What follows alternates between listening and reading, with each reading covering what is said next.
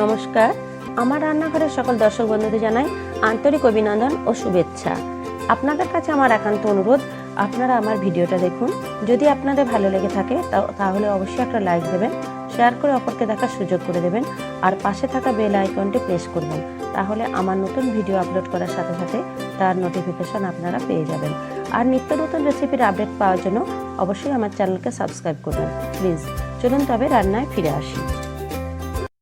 আজ আমি আপনাদের কাছে দারুণ স্বাদের একটা ফুলকপির রেসিপি নিয়ে এসেছি, ফুলকপির মাঞ্চুরিয়ান। শীতকালে আমরা প্রচুর পরিমাণে ফুলকপি পাই, আর যদি একটু অন্যরকমভাবে এইভাবে ফুলকপির মাঞ্চুরিয়ান বানাতে পারি তো তাহলে আমরা রুটি, লুচি, পরোটা, নান, রাইস সব কিছুর সাথে পরিবেশন করতে পারি। আর এই ফুলকপির মাঞ্চুরিয়ান বানানোর জন্য আমি একটা মাঝারি সাইজের ফুলকপিকে এভাবে ডুমো ডুমো করে কেটে নিয়েছি, আর 10 মিনিট আমি একটু গরম জলে ভিজিয়ে রেখেছিলাম, তারপর ছেঁকে নিয়েছি। এছাড়া আমি নিয়েছি দুটো বড় সাইজের পেঁয়াজ কুচি, একটা ক্যাপসিকাম কুচি, একটা বড় সাইজের টমেটো কুচি, কিছু এখানে স্প্রিং অনিয়ন কুচি করে নিয়েছি, কিছু ধনে পাতা কুচি করে নিয়েছি, 4টে কাঁচা লঙ্কা কুচি। এছাড়া আমি 2 টেবিল চামচ আদাকে কুচি করে নিয়েছি, আর 2 টেবিল চামচ রসুন কুচি নিয়েছি। এছাড়া আমি একটা ব্যাটার বানাবো, তার জন্য আমি নিয়েছি 4 টেবিল চামচ ময়দা, 2 টেবিল চামচ কর্নফ্লাওয়ার, এখানে 2 টেবিল চামচ আদা রসুন বাটা, 1 টেবিল চামচ গোলমরিচ গুঁড়ো, আর 1 টেবিল চামচ কাশ্মীরি লাল লঙ্কার গুঁড়ো। এছাড়া যেটা লাগছে সেটা হলো chilli sauce, soy sauce, tomato sauce প্রয়োজন মতো আমি নেব, আর ভিনিগার নেব, প্রয়োজন মতো চিনি, নুন আর রিফাইন তেলে আমি রান্নাটা করব। প্রথমে আমি ফুলকপির গায়ে কোটিং বানানোর জন্য একটা ব্যাটার বানিয়ে নেব। তার জন্য আমি প্রথমে ময়দাটা দিয়ে দিলাম, 2 টেবিল চামচ কর্নফ্লাওয়ার দিয়ে দিলাম, 1 টেবিল চামচ গোলমরিচ গুঁড়ো, 1 টেবিল চামচ লাল লঙ্কার গুঁড়ো, আদা রসুন বাটাটা দিয়ে দিচ্ছি। দিয়ে আমি আগে প্রথমে মিশিয়ে নিচ্ছি, তারপর খুব সামান্য পরিমাণ জল মিশিয়ে মোটা করে আমি একটা ব্যাটার বানাবো, আর একটু প্রয়োজন মতো নুন দিয়ে দিচ্ছি। এমনভাবে ব্যাটারটা বানাতে হবে যেন ফুলকপির গায়ে কোটিংটা লেগে থাকে। খুব সামান্য পরিমাণে আমি জল দিচ্ছি,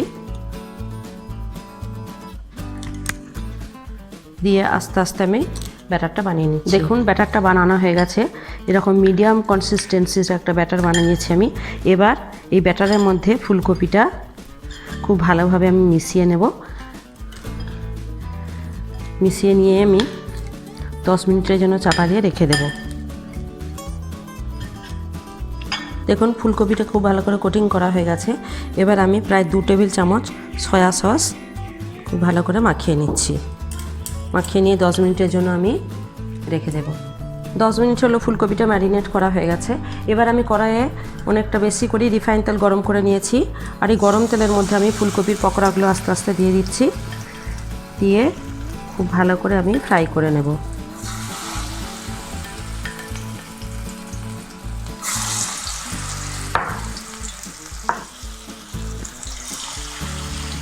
আমি অর্ধেক পরিমাণ ফুলকপির পকোড়াগুলো আগে দিয়েছি, এবার আমি আস্তে আস্তে উল্টে দিচ্ছি, আর খুব ভালো করে এপিট ওপিট করে উল্টে আমি ফ্রাই করে তুলে নিচ্ছি।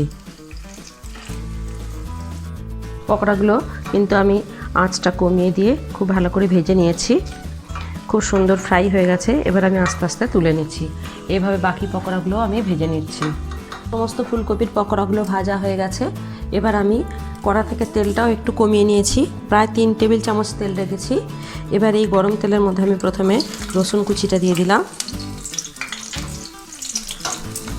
আর দিলাম আদা কুচি। একটু নেড়ে চেড়ে নিচ্ছি প্রথমে। এবার রসুন কুচিটা একটু ফ্রাই হয়ে গেলেই আমি দিয়ে দিচ্ছি পেঁয়াজ কুচি। আমি পেঁয়াজটা একটু ডুবো ডুবো করেই কেটেছি, আপনারা চাইলে আর একটু ছোট করে নিতে পারেন। পেঁয়াজ একটু ফ্রাই হয়ে গেলে পর প্রায় 2 মিনিট পর আমি আসছি। প্রায় 2 মিনিট ধরে পেঁয়াজ রসুন খুব ভালো করে ফ্রাই করে নিলাম। তারপর আমি এলাম, গ্যাসটা আমি কিন্তু জোরে দিয়েছি। এবার আমি দিয়ে দিলাম টমেটো কুচি, আর দিলাম ক্যাপসিকাম কুচি, সাথে সাথে দিয়ে দিচ্ছি কাঁচা লঙ্কা কুচি। এবার আমি আবার সবজিটা খুব ভালো করে প্রায় 2 মিনিট ফ্রাই করে নিচ্ছি। 2 মিনিট পর আমি এলাম, সবজি কিন্তু খুব সুন্দর ফ্রাই হয়ে গেছে। এবার আমি দিয়ে দিচ্ছি 1 টেবিল চামচ চিলি সস, প্রায় 2 টেবিল চামচ দিয়ে দিলাম সয়া সস,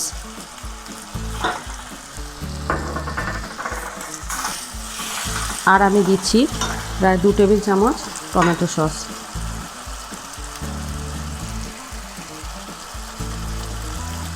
এবার খুব ভালো করে সসের সাথে এই সমস্ত সবজিটা একটু নেড়ে চেড়ে নিচ্ছি।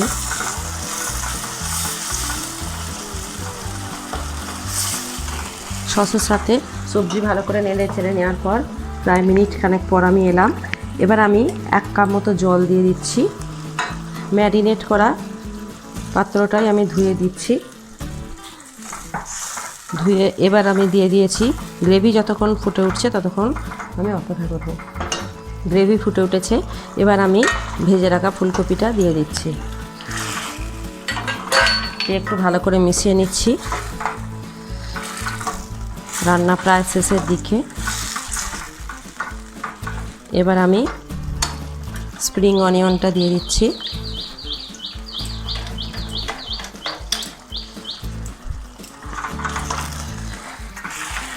আর প্রয়োজন মতো নুন আর একটু সামান্য পরিমাণ চিনি আমি দেব।